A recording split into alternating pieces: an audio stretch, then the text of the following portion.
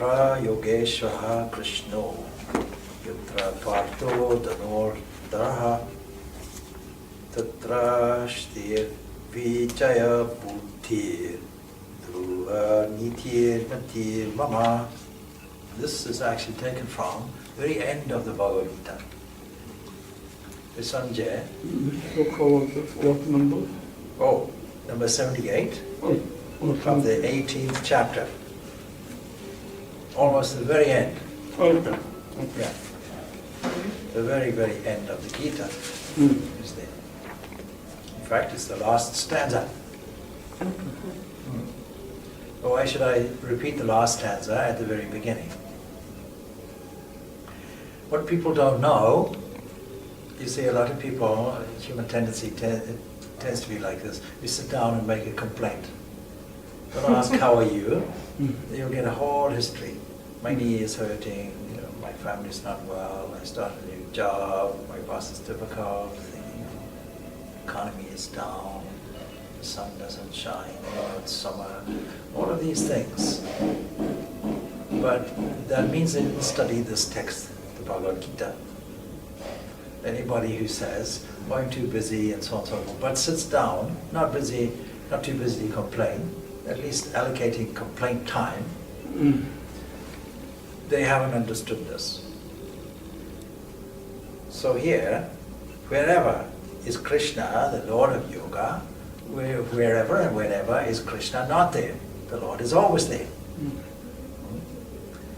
And wherever is Partha, an inquirer, a seeker, somebody has an urge to know more, somebody has an urge to align themselves to their own inner divine nature, which is unchanging by its nature.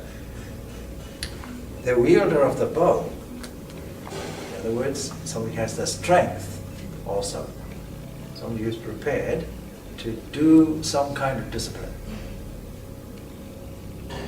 There are what? Interesting. See, prosperity. Everybody wants prosperity. Ask everybody, what do you want? Financial wealth, financial security is the common answer. Nothing wrong with it. But if you want it, here is the answer. Wherever this inquiry takes place, you'll get prosperity.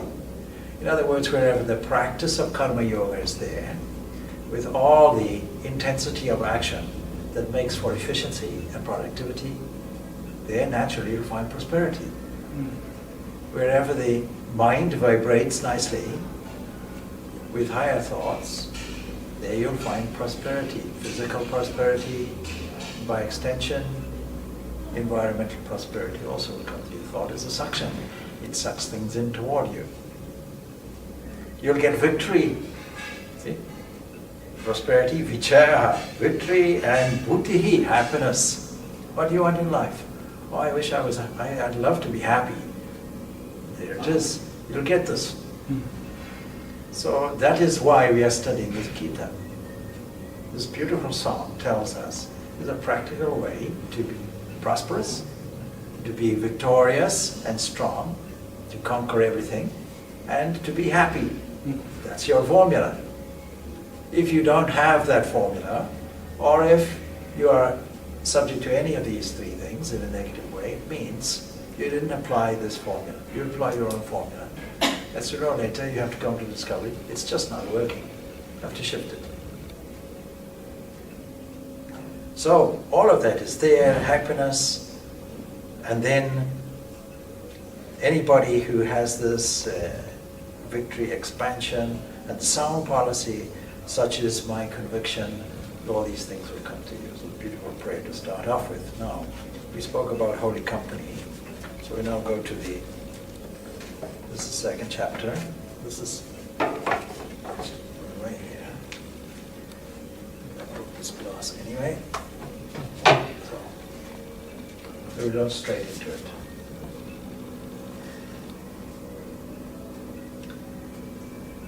A person who has sthita prajna, somebody who has steady wisdom, somebody who has gunatita, above, transcends the modes of nature, this has been mentioned. Naturally, Arjuna is interested to find out we will, what does somebody like this look like? So the question naturally arises.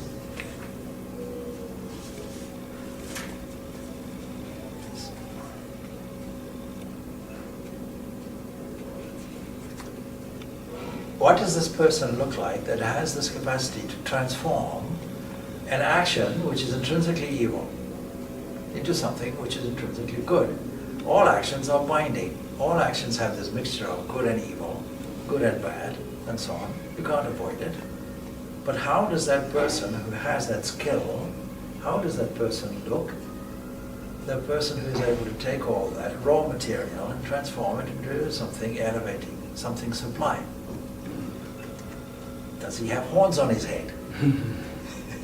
Does he walk around with a halo or something like that? How can we distinguish him? So naturally, he looks at body language.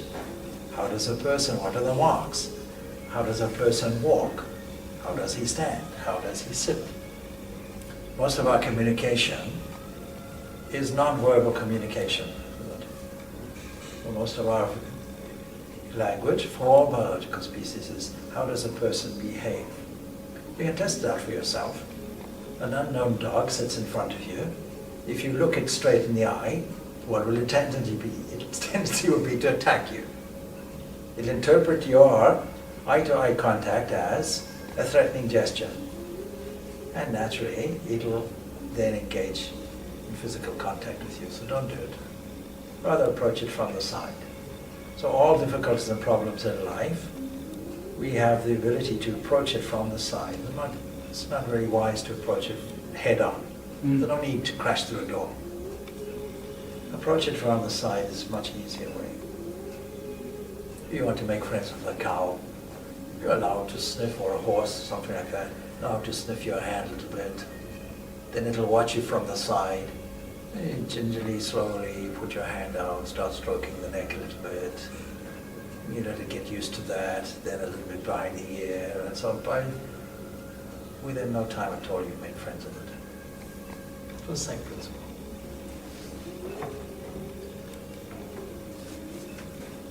So the stanza reads like this. First, Arjuna gets a chance to ask a question. He says, Stita prajnasya kapasa samadhishtasya keshava stitadihi kim prapasita kim pasita prachite kim. Stita prajnasya, of the sage of steady wisdom. What is the description of the man merged in the superconscious state? Steady wisdom and somebody absorbed in samadhi is the same thing, same description.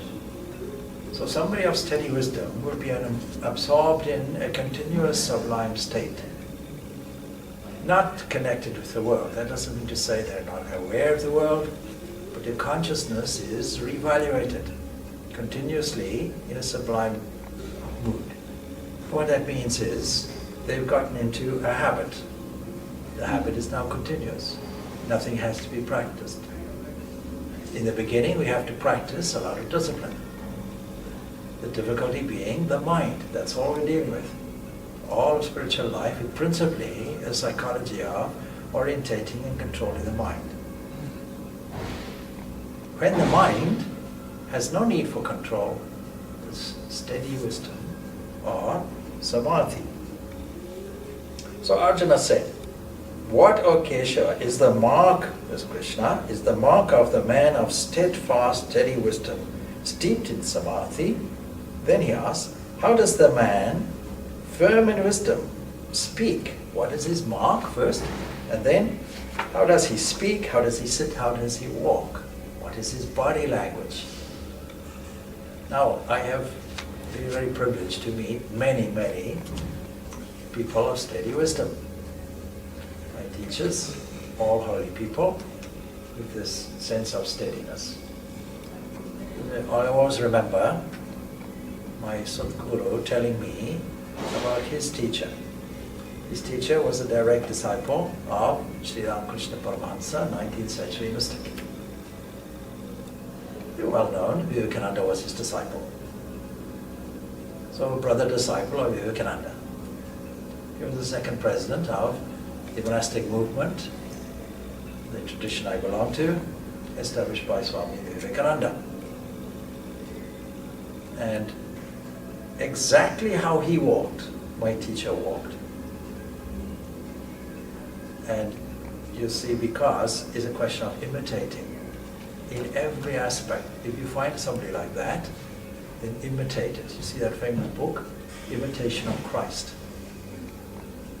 It tells us, take a holy man or woman and see what's the wiring inside them, and see if we can imitate the way they think, the way they react, the way they use moments of relaxed moments, such as moments where the mind is not particularly occupied, walking, driving, maybe not driving so much, you'll get an accident, but talking, bathing, eating.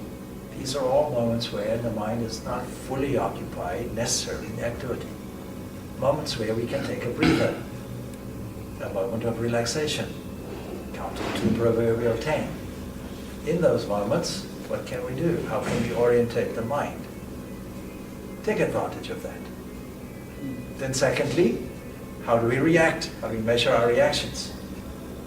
Somebody says something insulting for 2 minutes, then you take it to heart and digest it for 20 minutes, then 20 hours, then 20 days, then 20 months. But we all have the capacity to divert our attention, even just momentarily.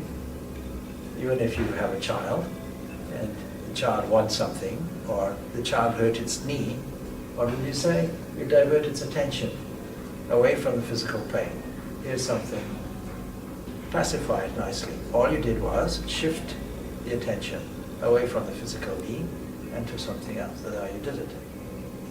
In that same way, we have the capacity to do that.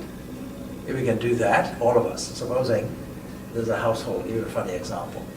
Supposing in a household, husband and wife are fighting, a big row. Then they knock on the door, the visitor.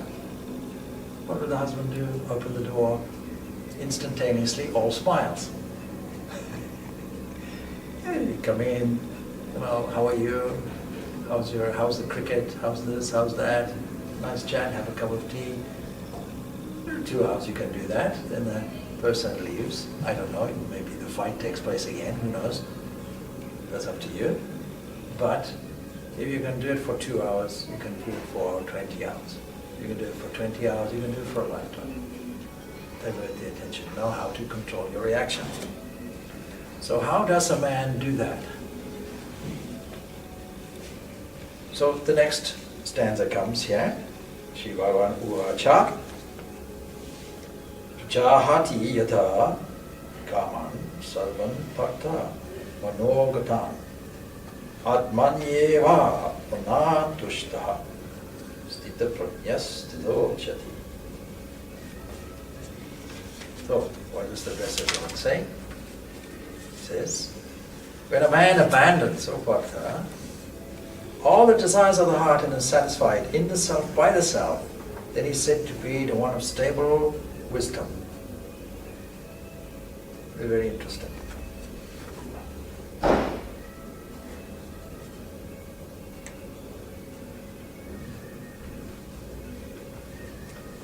So I have a little exercise because this is a workshop.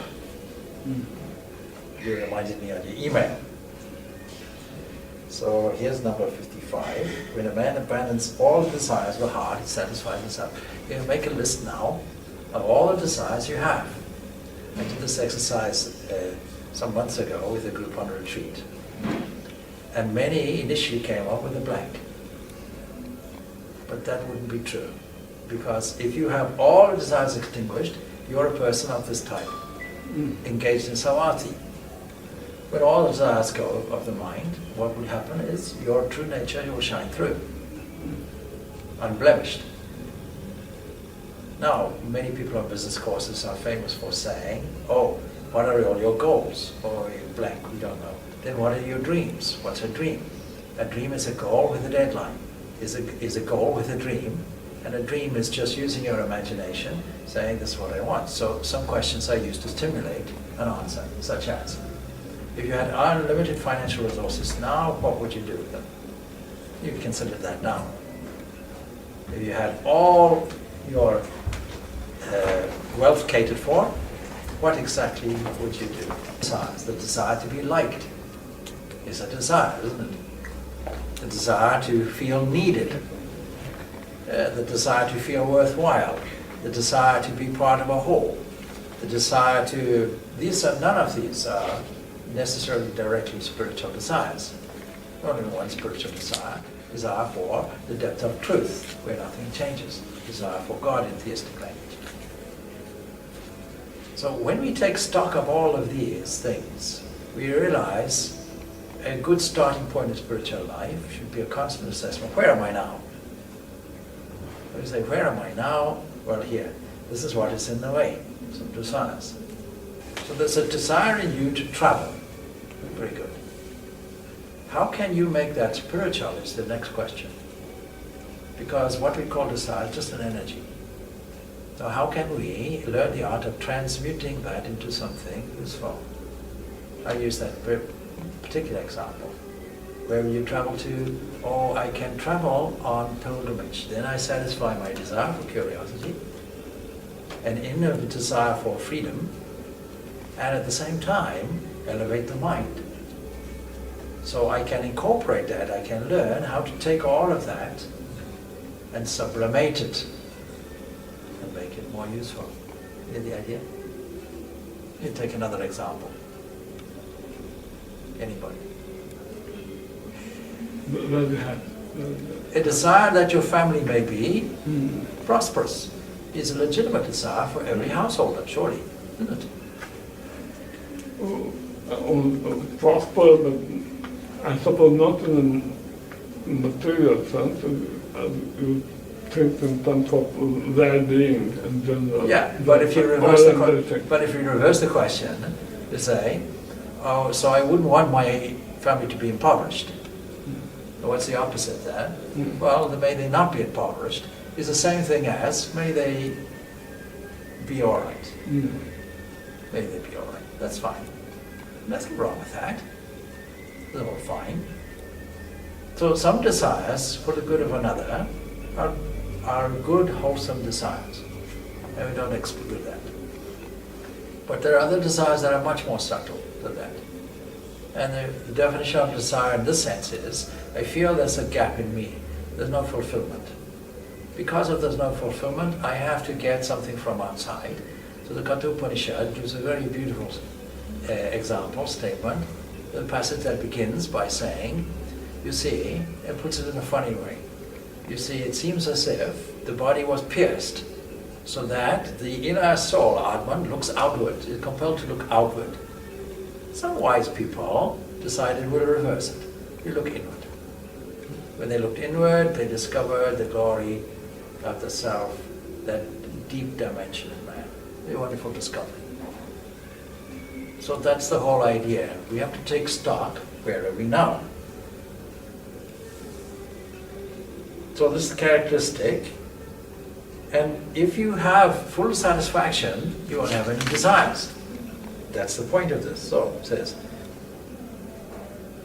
all the desires of the heart and is satisfied in the self, by the self, Atmana, by the self, Tushtaha, satisfied, then he is said to be one of stable wisdom. That's the point. Now the pacification of the mind is explained in the next stanza. So we have here. Dukeshvada Vanudijñā Manaha Sukesha Vigadash. He whose mind is not perturbed by adversity, who does not crave happiness, who is free from fondness, fear and anger, is the Muni of constant wisdom. And here for the first time is an answer. The first answer, this is the mode of operation, the characteristic of somebody of steady wisdom, a holy person who we have to imitate, because we have no other example, is somebody then who has no desires. Characteristic number one. Characteristic number two is a Muni, somebody who is a little quiet, a little silent. Not that he's psychologically introverted, Not that kind of thing. But if you're satisfied, what will you speak about? Except God. A person like that will find their joy in speaking about God. Till my last breath, I personally will do it. As long as I have a breath in my body and a capacity to teach and share, then I will do that. Whether people come, whether people don't. If nobody comes, I'll write. If nobody looks at that, then that's fine. I'll meditate. Through one or more, all these means, I'll do it. So, a silent one, see the title of Buddha was Shakyamuni, the silent one of the Shakya clan. And his silence got Buddhism in a lot of trouble. Sir, is there a God? Is there no God? The great Shakyamuni remained silent. The followers decided, oh, he means no. He didn't mean no. He just kept quiet. He said, let's remove all the superstition that we have in the area. You think there is a God who needs to have sacrificial goats offered and a caste system where the priests dominate. No, I won't encourage that. Whatever idea of God you have may not be adequate or perfect.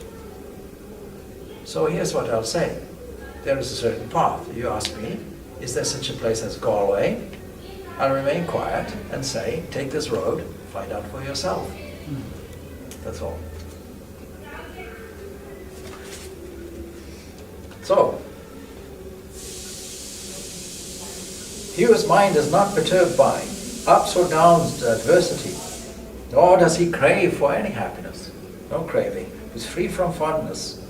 Fear and anger is the Muni of constant wisdom, because our mind is torn in that way. Attachment on this side, pulling away from something on that side, and fear from fear. So we cling to life. Why? We fear death. So if you want to put down a desire common to all people, a desire to live. Nobody willingly says, let me die. I wake up this morning, my goal here is to die. I jump off a bridge. Some people may have that, suicidal people. But ordinary people won't have that. They'll wake up and say, let me live today. At least today, let me live. Let me live 5 years from now. Let me live 100 years from now.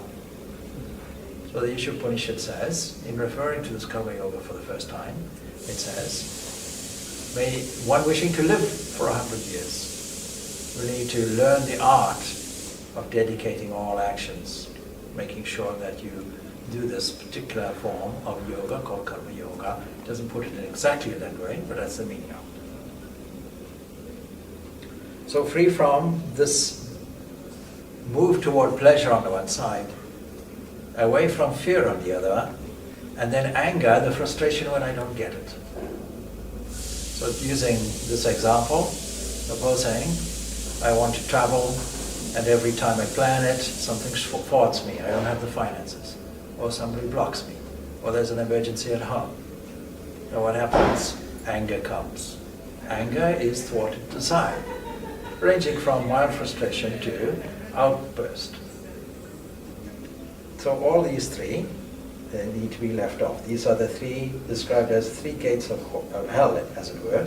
And the apaya is the goal of the Vedanta. Now, how does such a person speak is addressed? So that is addressed with 57.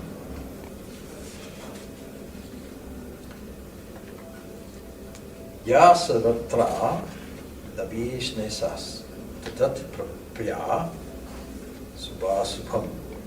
He who is unattached everywhere, who is not delighted at receiving good, nor dejected at coming by evil, he is poised in wisdom. Beautifully put. He poised. Prajna, fixed. Pratistita, is fixed. Not wavering in any way, like a steady boat, like a rock, solid, dependable. Such a person you'll find. When you ask the first question, what does such a person look like? Somebody who doesn't waver. Somebody whose mind is fixed on the truth of God, and somebody who doesn't waver, no matter what storm comes their way, remains calm. What's the basis of that? basis of that is brahmajnana. They know that all of this is that same entity. Like if you ask a pot, who are you? Its truthful answer must be, I am clay, not I am a pot. You ask a wave in the ocean, who are you? You'll have to say, I'm the ocean, not I'm the wave. I'm the wave is the problem, bringing agency, a desire for results. Oh, I'm the ocean. You understand I'm the ocean, then everything becomes the same everywhere. Instead of seeing trees as individual trees, you see them as a green of forest, that view.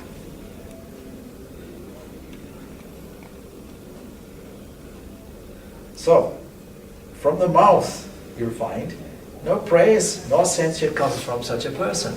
That's why it addresses this question, how does a person speak? He won't praise you and won't censor you. You're coming back to Patanjali Yoga Sutras, we picked up the subject of Raja Yoga last week. There's a cultivation of certain qualities that are required, friendliness to all. Don't worry whether a person is good or bad. There's no good or bad. When I see Brahman everywhere, there's no good or bad. When I see the ocean everywhere, there's no good or bad in it. It's all sublime. It's all blissful. And then have compassion for those who require upliftment and share the joy of those who are successful. Most people don't do it. That person is successful, a little meanness comes in me, I'm jealous.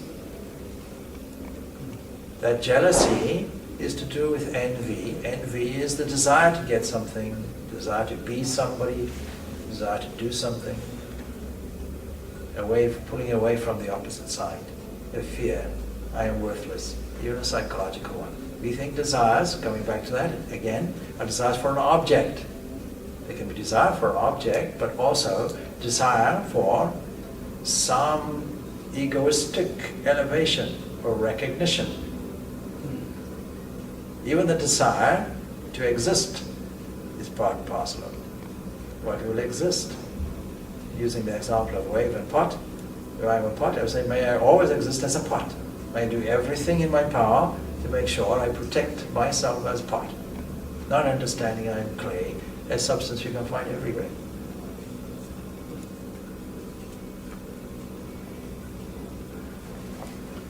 So, then we go on to the next one. The self-mastery of the jnani is now explained in the next stanza.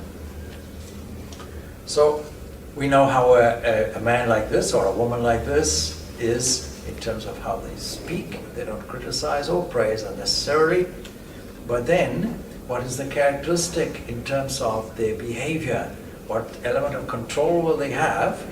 And you're coming back to the yoga language of pratyahara. Pratyahara, withdrawal. They're able to withdraw the mind from the limbs. Limbs meaning not only physical limbs, the organs of action, but the organs of information. They're able to withdraw at will at any moment in time. Even in a busy street, they're able to do it. Stand poised. When you have a difficult situation, the technique is, when you know your own nature, then for a moment withdraw, stand in a poised position. You put it in religious language, sit where God sits. Sit on His throne and beam from there and see how things look. You'll find the external world changes. So when also like a tortoise, its limbs, he can withdraw the senses from sense objects. His wisdom is then set firm, like the tortoise and the hare. You know that story, they had a race. They made a challenge. The hare was very confident. Because the challenge, of course, was the first person who gets to the home, to his home. And then the hare was very disappointed because the tortoise said, here you go, and withdrew all the limbs. He's now home. So who wins the tortoise immediately, isn't it?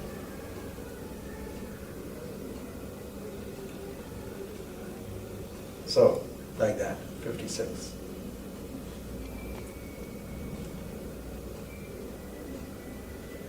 Then, from 59 to 61, we find out, in these various stanzas, how does a person sit? So, let's have a look at that.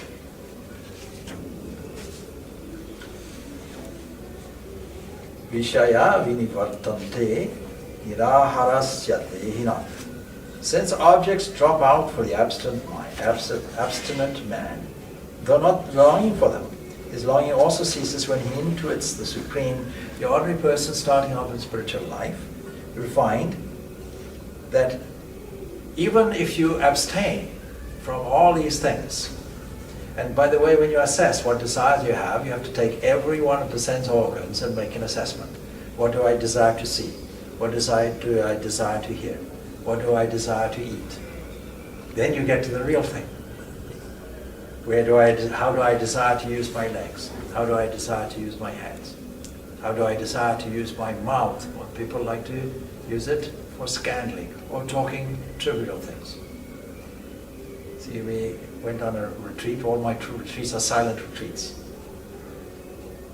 People get frightened of it. How will I abstain from speaking for 2, 3, 4 days? But by the end of it, nobody wants to speak. You're free to speak now. The retreat is over. Nobody wants to say anything. They're so steeped in the silence. Then they realize one thing. The people they heard who are speaking, because not everybody in that environment is on a silent retreat. Some people aren't. So you have to maneuver yourself amidst other people who are talking and so on. If somebody says, hello, how are you? Not knowing you're on a silent retreat, you'll have to do a quiet namaste and smile, that's all. And gently walk away. The person will understand. But then if you sit and listen, what are these people talking? The mind goes there, which it should go. Why? Because the whole purpose of silence is to withdraw inward, not to be concerned with the external things, what it heard. But if you hear what people are saying, it's all nonsense. You say, how are you? I don't mean how are you. I have no interest in how are you. That's a convention, isn't it? How are you? It's just politeness. That's all. See, where I come from, there's a whole ritual toward it. In China, they say, Mangalani means good morning. Varare, how did you sleep? There's Darara, Karamarara, oh, I slept well if you slept well. The other person says, I slept well. The whole ritual, and then you shake hands. It's not just good morning. One day somebody came to me, because my boss doesn't like me. And why? I say good morning in our traditional African way, and he says, So I pointed out, now you see, traditions are different. European people, they don't take this good morning very seriously. Good morning, how are you? They don't even wait for an answer, they move on. So I often joke with people, say, how are you? I say, fine, and who are you? Anyway. So his longing also ceases when he intuits the Supreme. Sense objects, when you start off, you can be abstinent. So using the example of silence, you can decide, as a discipline, I won't speak, Mauna. The discipline of Mauna, but you see, it doesn't make any sense if the mind is still going toward the objects. So abstinence itself doesn't work. But for this man of steady wisdom, his longing also ceases because he intuits the Supreme. So it's like a brother and sister playing, and then the brother disappears behind a tree, and out comes, small children, out comes a bear, and the girl gets frightened. Of course, the brother has put a bear mask on. When he sees how upset his sister is, he takes the mask off. It's the same thing. This world frightens us. It tempts us and frightens us. When God takes off the mask, put it in the language, and we say, it's you all the time, all that fear goes away. Such is a person of steady wisdom.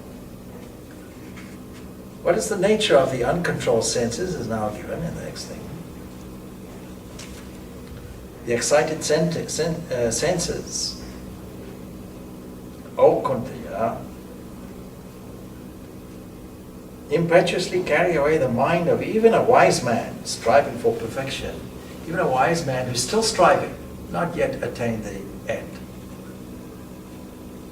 The senses will be excited. The person will have to always remain vigilant, vigilant, vigilant. Have to stand in an observing way and see how the mind is working. and see not just things excited from the outside, but see how that delves deep down into the unconscious and brings out something similar.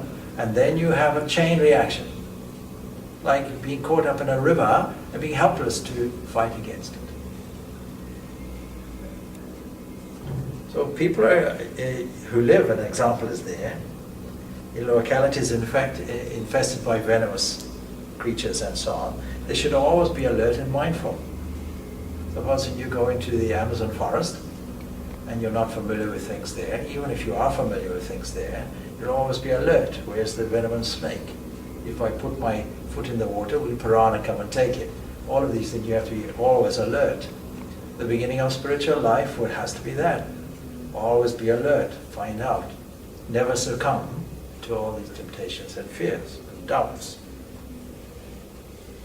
So then the next one comes in answer to the question, what is the means to subdue these senses in truth? The answer comes like this. Dhani sathani samyamya yukta asita vatpraha vashe hi vasyasyantriyani tasya prajna pratistha. To them, having restrained samyamya, having restrained with their intent,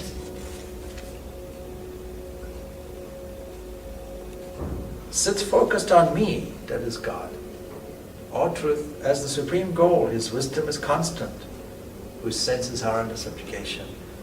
It gives a positive aspect. Instead of trying to deal with all the negative things and crash against the door, look for something positive. Have an area where you always take the raw material that you have and transform it into something that is sublime and high and delightful.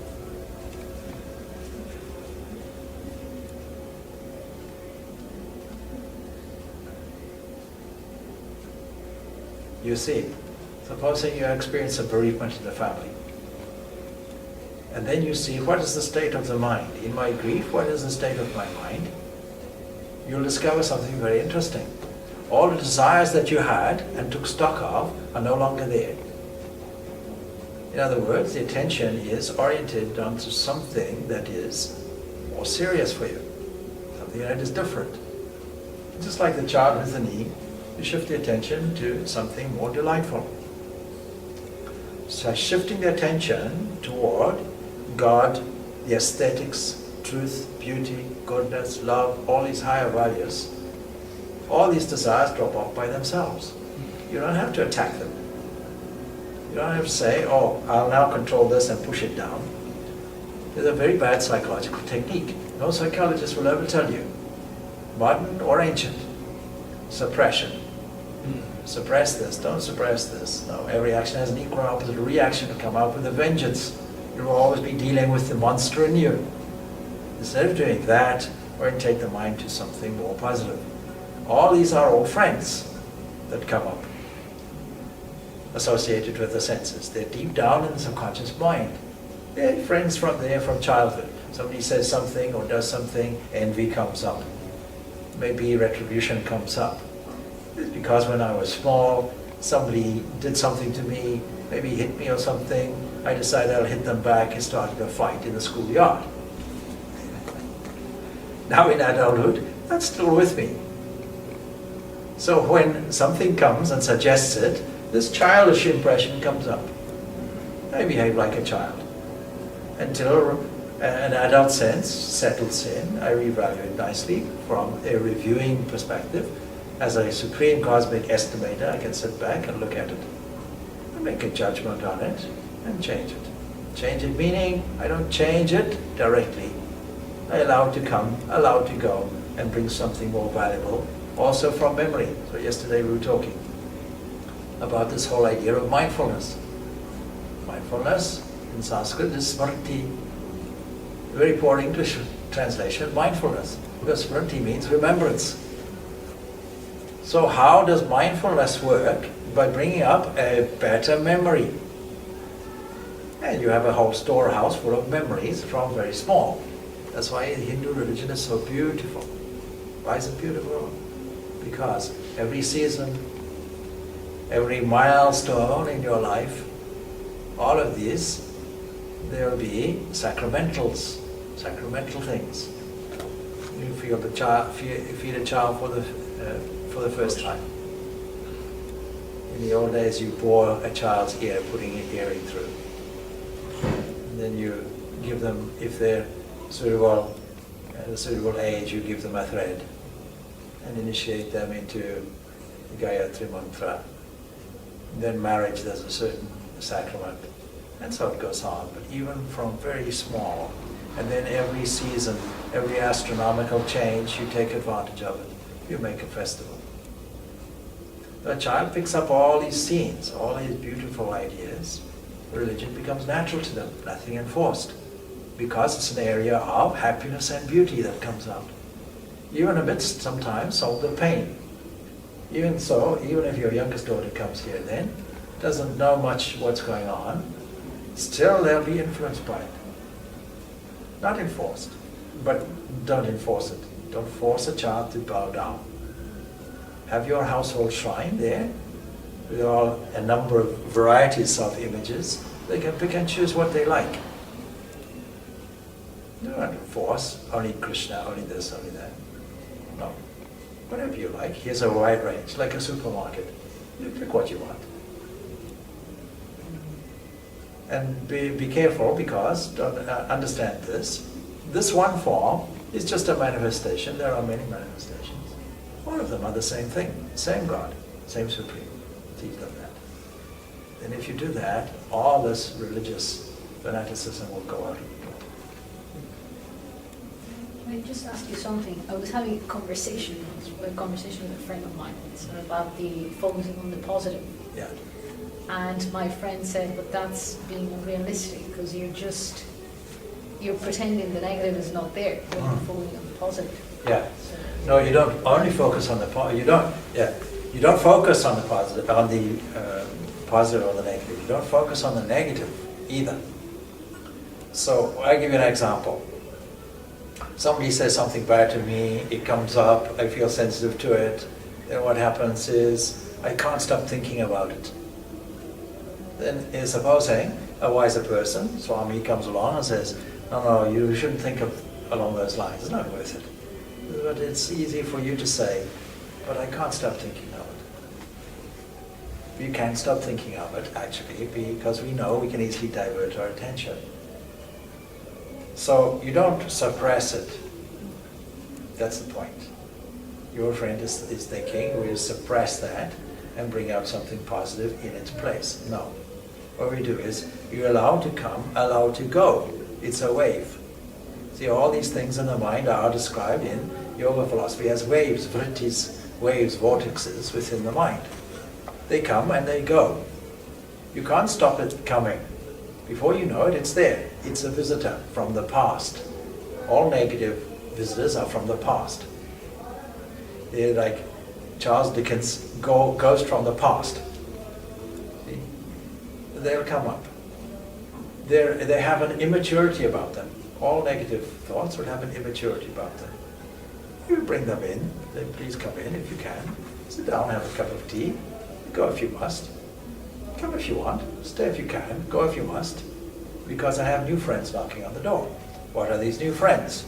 Higher values, strong, true, wise, full, free, truth, beauty, goodness, love, harmony. Lord of the universe, bring that in. Are these unrealistic values? No. They're more real values than the negative. The negative wasn't real at all. The negative was just imagined. It's the negative that's unreal. The positive is actually absolutely real, but you have to know what is the basis of life. The basis of life is this ocean we spoke of. The basis of life is what we philosophically call Brahman. Brahman is the whole basis of life.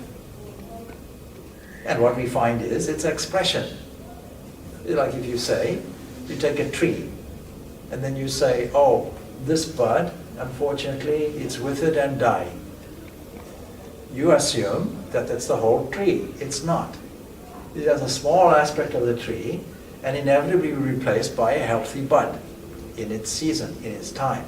But we have to take a view of the totality. When we see the totality, we understand it's more than a bud.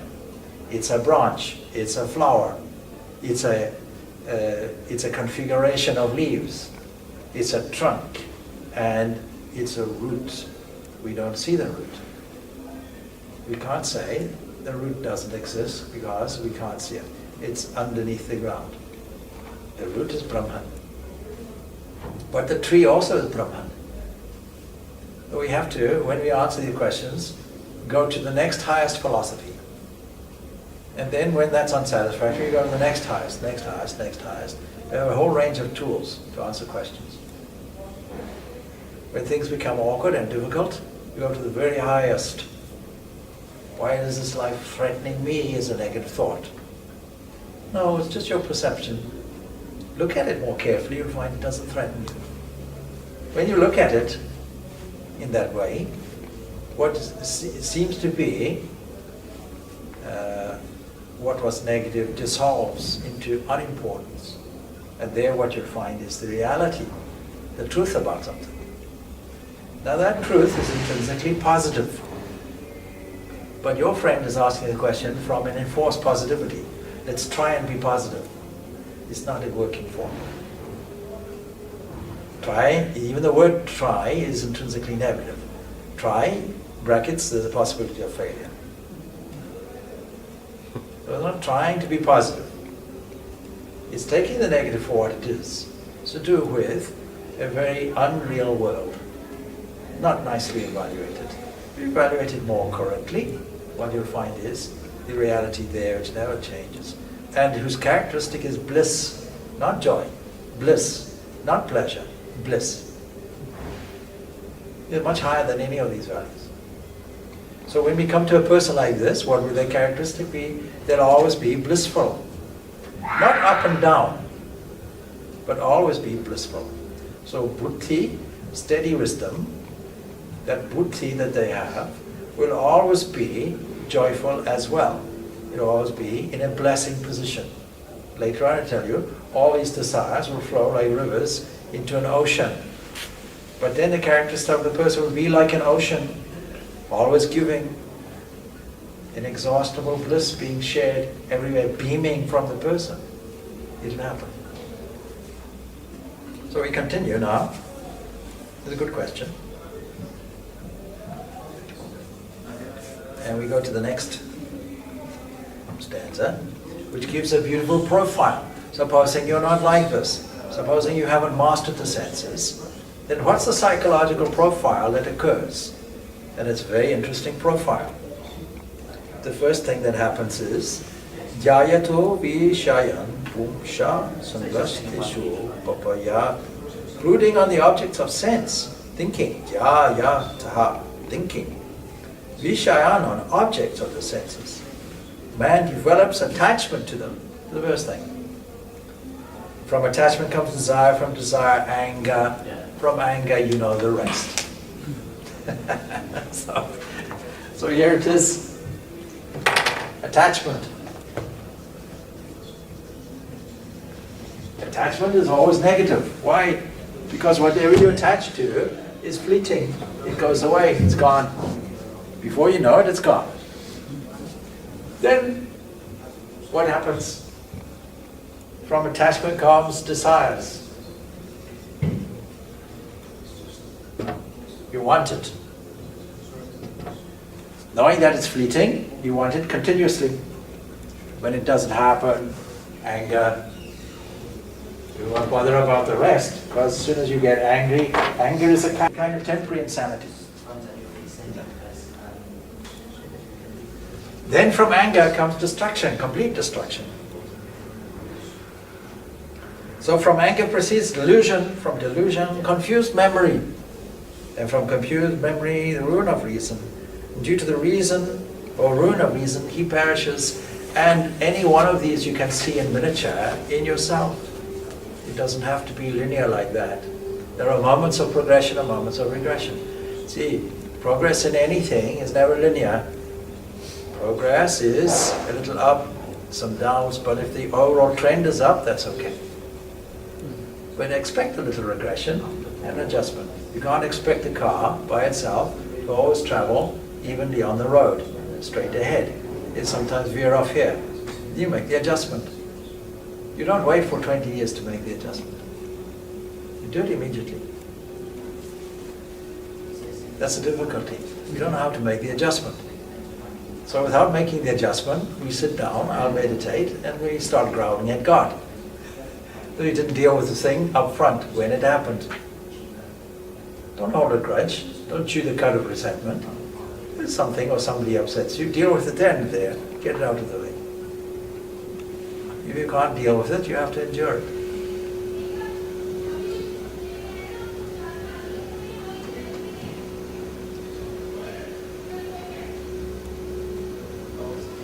There's a beautiful example given from the 19th century mystic Krishna. He tells us about a priest who lived in a house and opposite was a prostitute. And he became very outraged because he continuously saw the visitors there. He understood the woman would get ruined. So one day he decided to go over and warn her. You know, this body is not good to treat it like this. It's God's temple. And all these visitors taking advantage of you and so on. She says, I know, but I'm impoverished. And I know my tendencies like this, and I know I'm wicked. I'll make every attempt not to do it again. Thank you for your advice. He went back. A week later, many visitors coming. I won't speak to her again. Every visitor, I'll put a stone here, a pebble here. He started taking account. So many people visiting. On her side, every visitor that came and left, she felt guilty. She said, oh, I must not do it again, not do it again, not do it again. One evening, the angel of death happened to come. Take them both away. The prostitute, nobody paid much attention, crows picked at her body and so on and so forth. The Brahmin, he got a nice, beautiful cremation and so on and so forth, all honors, funeral rites and so on. And they got to the place of Yamloka. Then an allocation of place was made. So she was taken by winged angels up to the highest heaven. And he was relegated to the lowest hell. He had a problem with it. They complained, made an official complaint. This is not justice. I lived all my life well. Is this woman? No. Even in afterlife there's justice, says Yam. But here it is. The moment of your death, at the moment of her death, she was feeling, this is not right, I've led a terrible life, Lord save me. At the moment of your death, you're thinking of her sins, counting her sins. Your mind was in prostitution, her mind was in God. There's the justice of it. So on what should the mind weaned from the senses be placed? Raga, Dvesha, Viyukdashtu, Vishayan, Indriyaishcharam. But free from attraction and repulsion, Raga, Dvesha, Viyuktaya, free. Free from this, disciplined yogi moving among the senses, with senses under control and free from attraction and aversion, gains in tranquility. If you don't have this pendulum swing between good and bad, pleasure and pain, survival and fear, remaining ever steady, that's the tranquility that we spoke about last week. That peace, prasadam. Now comes the answer to the question, how does a person of steady wisdom walk?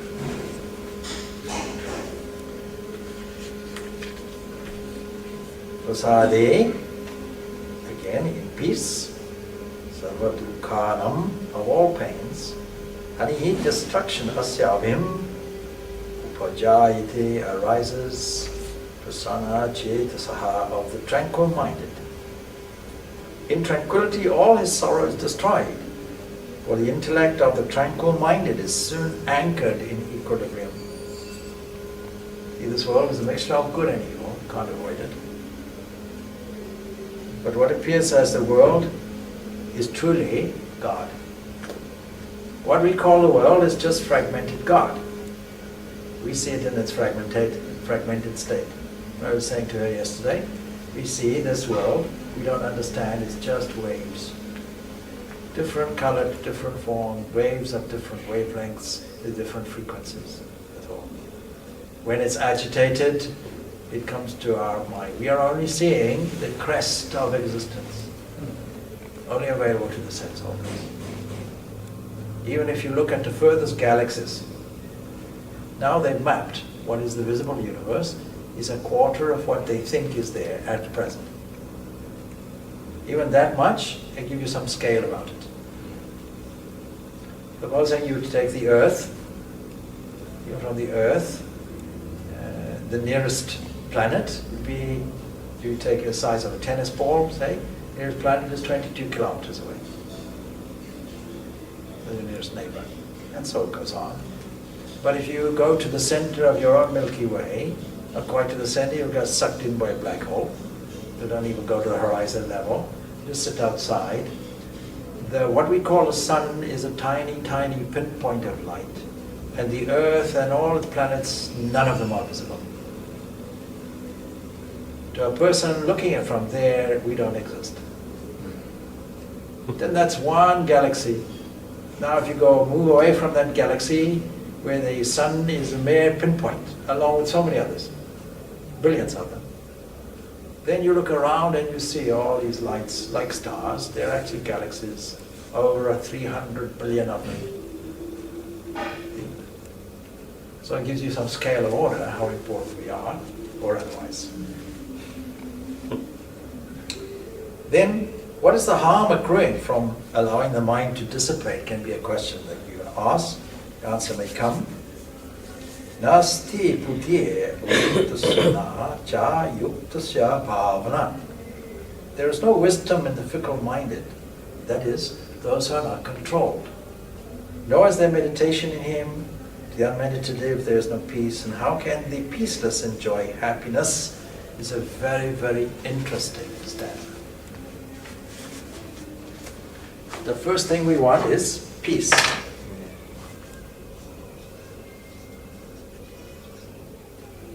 If you get peace, the heart of all spiritual practices, whether they be bhakti yoga, karma yoga, jnana yoga, raja yoga, is meditation, dhyana, meditation. If you want peace, you must be meditate. Why? Because you go back to the Raja Yoga way of thinking, and that is, the whole mind is just so many discerns of waves. The chitta mind stuff is just in many vortexes, vrittis, waves. And yoga, vritti nirodha, yoga is the cessation of these waves. When these waves stop, you see your own true nature, Atma. So therefore, meditation will come. When meditation is there, you get a peace. Unfortunately, meditation doesn't come if you have no self-control. And where will you find self-control? Exactly in the workplace, exactly in your daily life, exactly in your domestic environment, exactly this practical Vedanta called Karma Yoga. Now, if everybody took this in a serious way, there'd be no poverty in the world. If everybody practiced this efficiency called Karma Yoga, there'd be no poverty, there'd be no disruption, there'd be no psychological disturbances, because from self-control will come meditation, and from meditation will come peace.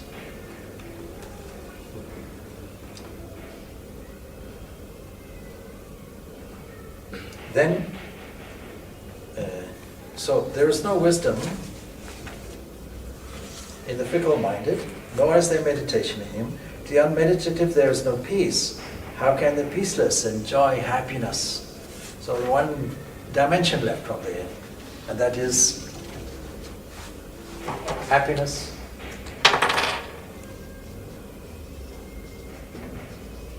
You get happiness when you get peace. You get peace when you've got meditation. You get meditation when you have peace of mind from self-control. That's why people will come to me and say, please teach me meditation.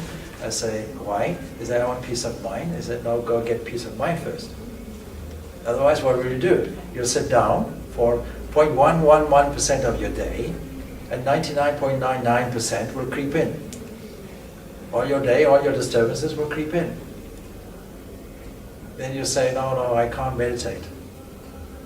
Why? I sit down and, it's like a traffic jam. Or, depending on your personality, I sit down and I think, I should be doing something. I'm doing nothing.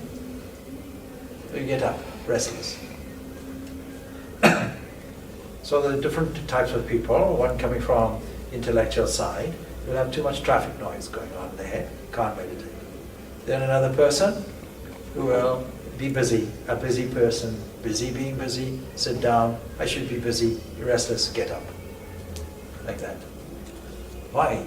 Because the whole day was not even. We didn't deal with problems in the correct way. We didn't take this negativity and change it into something that was positive. Not positive as opposed to negative, but over and above that. Much more than that. Much deeper than that. So just as a gale pushes away a ship on the wave, the mind that yields on the to the roving senses carries away his discrimination. Verse 67. See, sense pleasure is like itching eczema on the skin. You like scratching it, but it makes it worse. Tasmad yasya mahabhoho.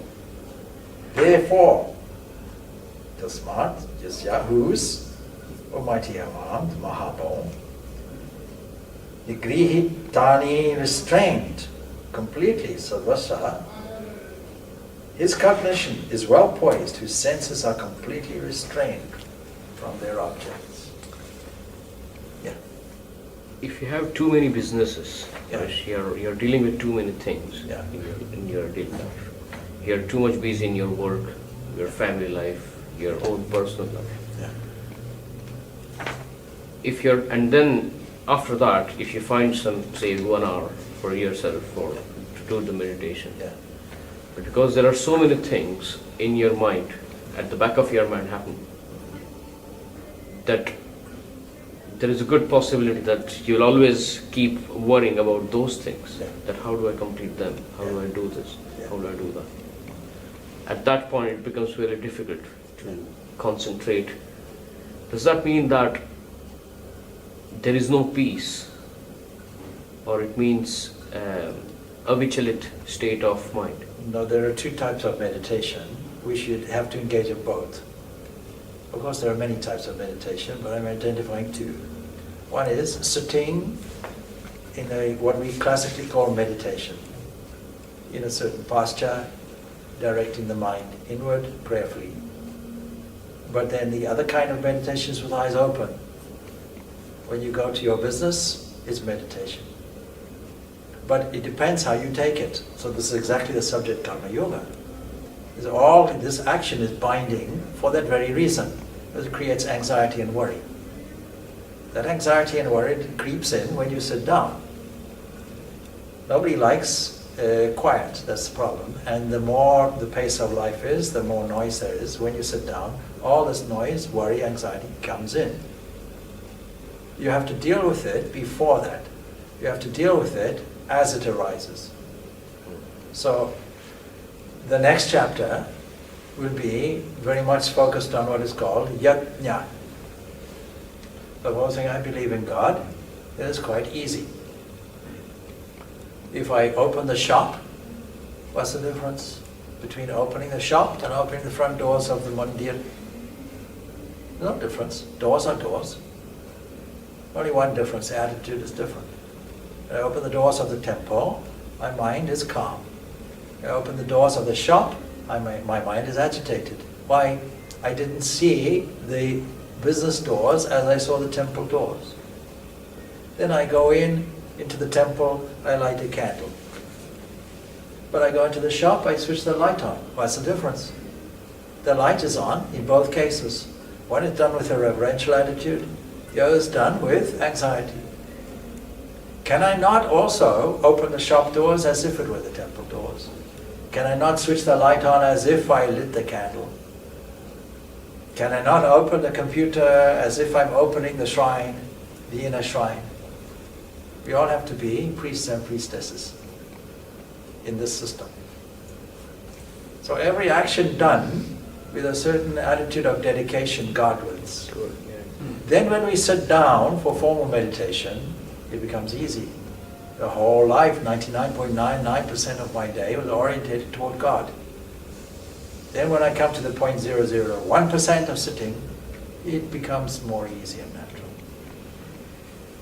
Now, having said that, with the best will in the world, I'm not saying it's easy, because habit dies hard. We're discussing about a dog.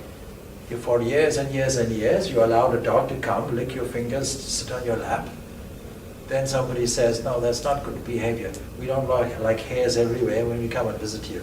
Then you realize, yes, this is not good behavior. I have to make sure the dog sits. Now when the dog jumps up on your lap and you move it away, it becomes very puzzled. Starts yelping, starts crying. You don't like me anymore. I used to sit on your lap. What's changed? Now you have to learn something new. It won't be easy. But training the mind in a new habit is never easy. The younger we do it, the better. The earlier we do it, the better. Teach your children to do it, they have a better chance. So that's the difficulty. So, there are some techniques. And despite all the difficulties, you have to sit down, first of all, with the intention, good intention, sankalpa, resolve. You sit down with the purpose of dedicating the mind as a part of my program. In other words, sitting down at the same time every day is useful. It's like if you eat food at the same time every day, digestive juice automatically it's released. If you sit down at the same time for some satsang or something, or some sandhya or meditation, dhyana, or whatever you sit down, the first thing, the mind is naturally accustomed with this is the time to do it. In my opinion, ideally, you should meditate 4 times a day. But that's ideally, but no less than 2. What do you want to say? Morning and evening. Now, when you sit down, the mind may be disturbed, and if you sit down in the evening, it's even more disturbed. All the traffic from the day is crowding in. So you then condition the mind, make it peaceful. Using a mantra is useful for it. So if you have a short mantra that your teacher gave, or a short mantra, if you don't have one, then repeating Om. Om is the most superlative. The Gayatri dissolves into Om, according to the Shastra. Somebody said here, Gayatri is the highest mantra. No, Om is, it's not Gayatri. Gayatri is an extension of it, elaboration of it. If you can't contemplate on the meaning, inner meaning of Om and repeat it with reverence, then say the Gayatri mantra. If that's difficult, say another mantra. That other mantra dissolves into Gayatri. Gayatri dissolves into Om. So repeat Om, or Gayatri, or whatever. Anything there, repeatedly, what will happen is the mind will steady, become a little bit more peaceful, clarified. Then you go through various processes through meditation. But that's the first process. If you're not accustomed to meditation, if you're accustomed to meditation, you don't require it. You're inward, you go straight in.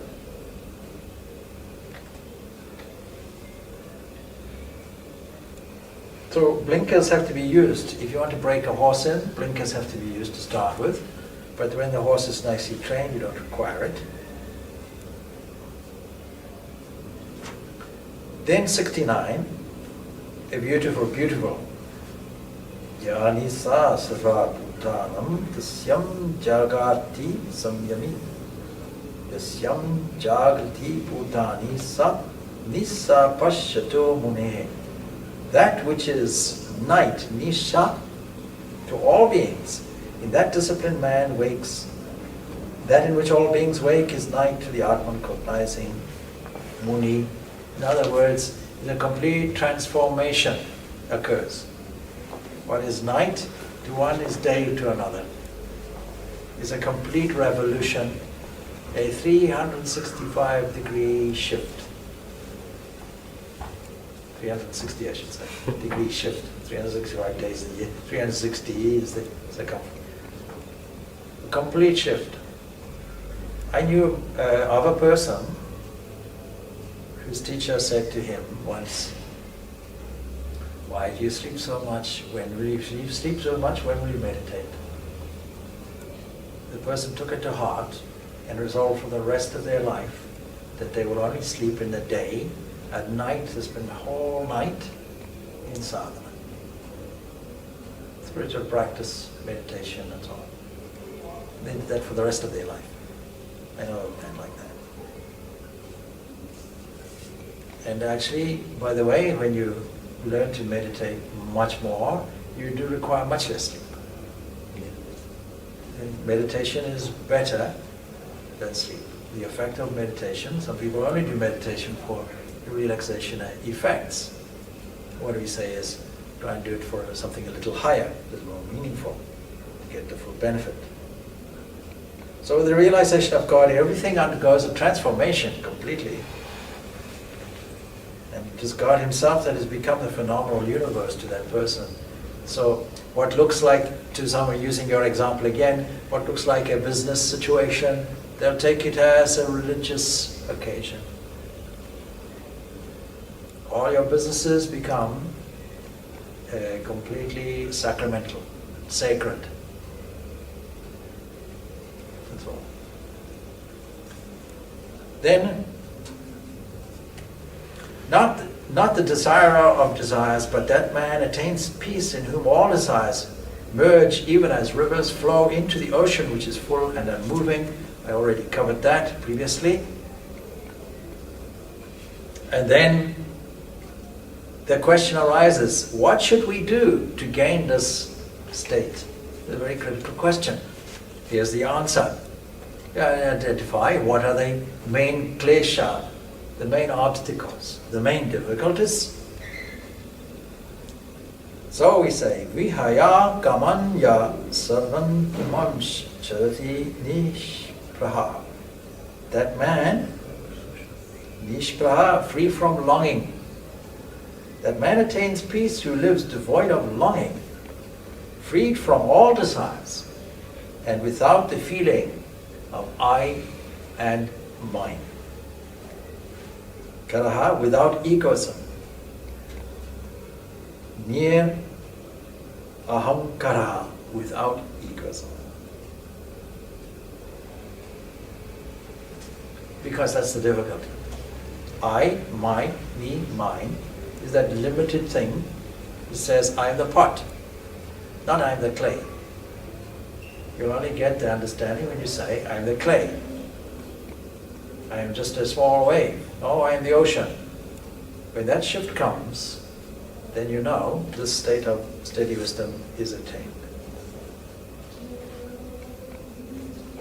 The consummation that comes with the spiritual illumination is as follows, and here is the last stanza of the second chapter. You all give a hooray. And then it says, Esha prani sthiti parta nainam prapya vimujyate sthitrasham antakali pi brahma nirvanam richati. A wonderful thing. Concluding. This then, O Parta, is the Brahman state. The Brahman state of Brahma. Attaining this, none is bewildered. Being established in it, even at the hour of death. Very significant. A man gets into one with Brahman. So even at the hour of death is very important. There's always hope. Supposing you lived your life recklessly, but then the hour of death, that transformation takes place. It'll be a permanent transformation. A wonderful, wonderful thing. And that was illustrated by the story of that priest and the prostitute. So, iti Srimad Bhagavad Gita supasiddhachatsu Brahma Vidyayam Yoga Shastre Shri Krishnarjuna Samvari Samkhya Yogo Namadvidityo Dhyaya. Thus ends this second chapter. Very briefly, time permits, I don't know, give you a brief overview of the third chapter before we start it. So from next week, we go into the third chapter. I'll write down, there are 9 subjects in the third chapter.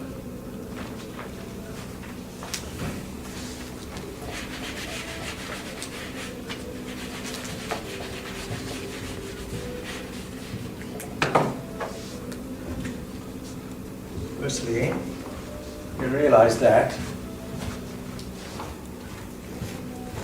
we started off with, here's the foundation of your own being. On that basis, understand that you have nothing to fear. You are the Atman, that's your true nature. Then the next thing is, you have to fight.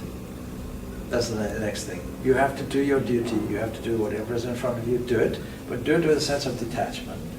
And then the next thing is, here are the characteristics of somebody who has steady wisdom. It's that last section that arises certain doubt in Arjuna. Because he says, he's misunderstanding, as many people might. On the one side you say fight, but on the other side it seems we have to do away with all our desires and so on. So it looks like Jnana Yoga to me. What here is called Sankhya, looks like Sankhya Yoga to me. And the whole chapter is called Sankhya Yoga, so there's every reason to understand that. The third chapter, in contrast, is Karma Yoga. So, the first thing is Arjuna's doubt.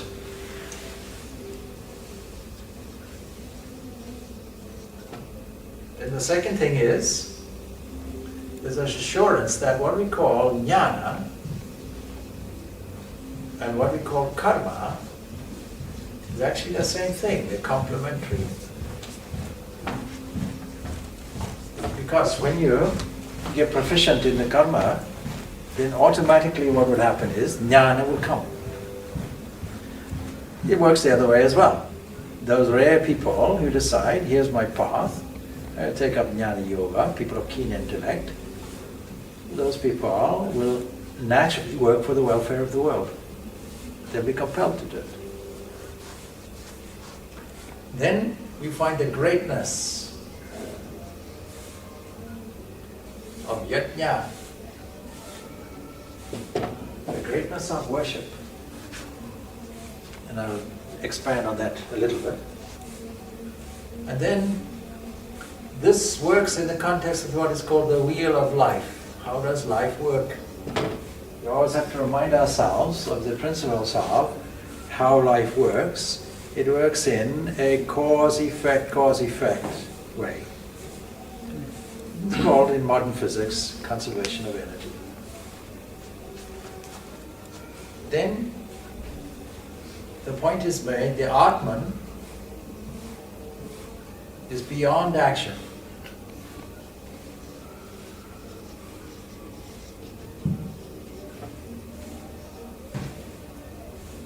And then this question is addressed, what should the aspirant do? What should the sadhaka do?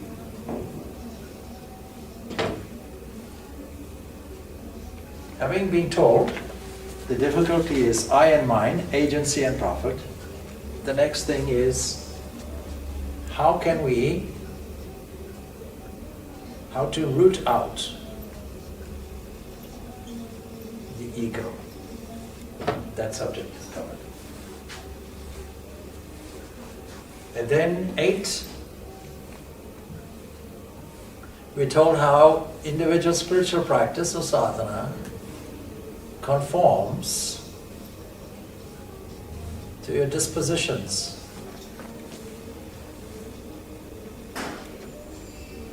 It makes it easy for us. Minimum of struggle, we take our natural disposition and lay the foundation for our spiritual practice. And then finally, 9, with all of this, one question arises. All the Upanishads have one principle. The knower, the act of knowledge, and the subject of knowledge, what is to be known, are actually all one and the same. There's no claim. There's no parts, there's only play.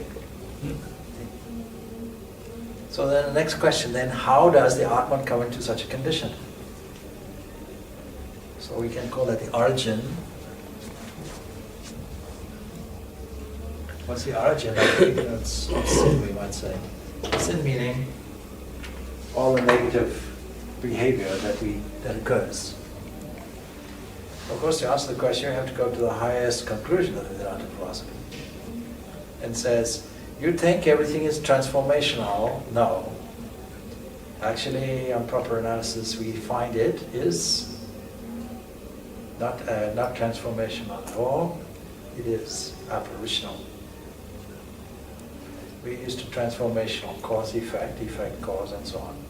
You won't get anything more from it. The gold you can manufacture into all kinds of things. You won't get anything more from it. It's just a change, isn't it? You burn something, then it looks as if it's gone. It's not gone. Someone's gone off to the atmosphere and so on. But if you capture the whole thing, nothing's gained, nothing's lost. It's all the same. Conservation of energy. The concept in physics, right?